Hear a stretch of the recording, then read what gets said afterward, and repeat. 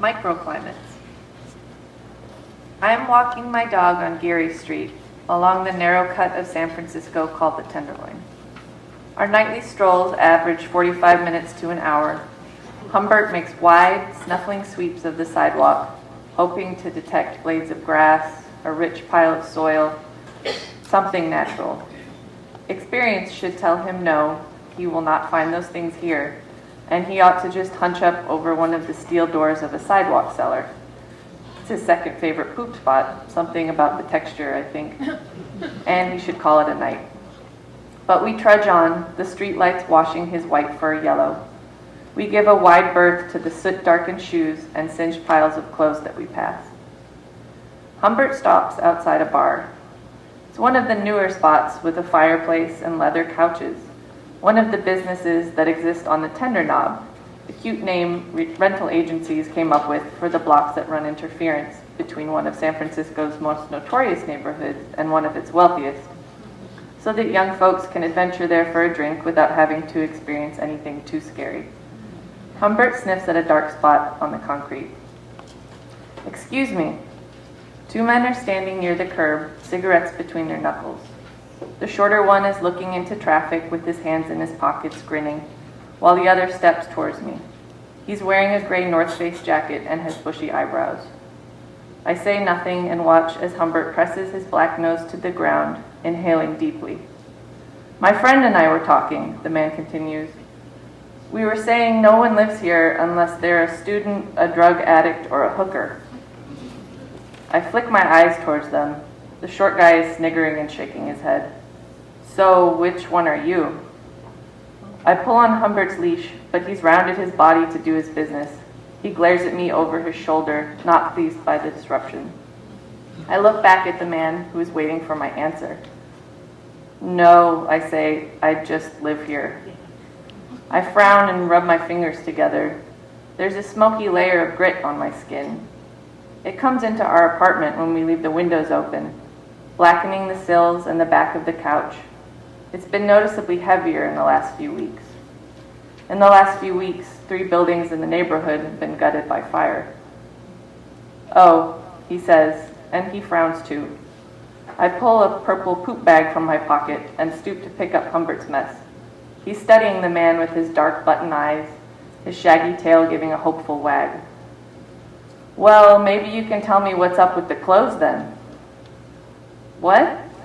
I look down at what I'm wearing, jeans and a sweater and Converse sneakers. The piles of clothes everywhere. He gestures with his cigarette toward a crumpled lump of corduroy pants and a button-down shirt. What's the deal? Oh, I nod my head slowly, nodding the poop bag, thinking about how I'm going to respond. Well, you know, there's all these micro hoods. Micro what? He glances at his friend, who is now looking at his phone. Micro hoods, I say. Tiny neighborhoods with microclimates. Because of where we're situated with the bay and the ocean on either side, plus the hills, it makes these little climates. Like when you cross the street and suddenly you need to put on your jacket, and then on the next block you're hot again. Okay, and that has what to do with the clothes? His friend has finally walked over to join him. He looks ready to leave. They both have gelled hair. Well, it's just my idea, I guess, that there's a reaction with the climate. That's why it happens more here than in other neighborhoods. What happens? Spontaneous combustion, I say. Some people, they come into contact with the climate here and they start to smoke. And if they don't do anything about it, they go right up in flames. Sometimes it doesn't even scorch the ground. All the clothes, it almost looks like all these people got raptured, like God plucked up the ones he wanted to save. I laugh, but that's not it. They just burn up. It happens in compost piles sometimes. Piles of shit, too, I say. And now I'm looking right at him, and now I'm smiling. And now his bushy eyebrows are knitting together. Right, he says.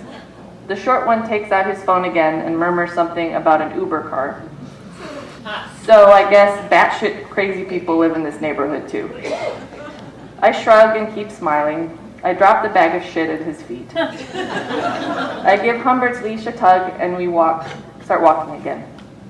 Crazy bitch, he says behind me. But Humbert and I are already rounding the corner, heading back to the apartment.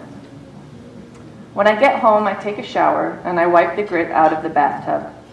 I get in bed and I turn out the light and wait for my boyfriend to come home from bartending. Humbert is curled in the crook of my knees, asleep with his head on my calf. I rub the tip of his ear between my fingers, listening to people on the street below. I hear raised voices, 2 men and a woman arguing. I smell smoke, sour like burnt hair, and a moment later the curtains blow inward. An incredible light fills the apartment, hot and yellow and almost godly, and Humbert opens his eyes, and I smile and I stroke his head.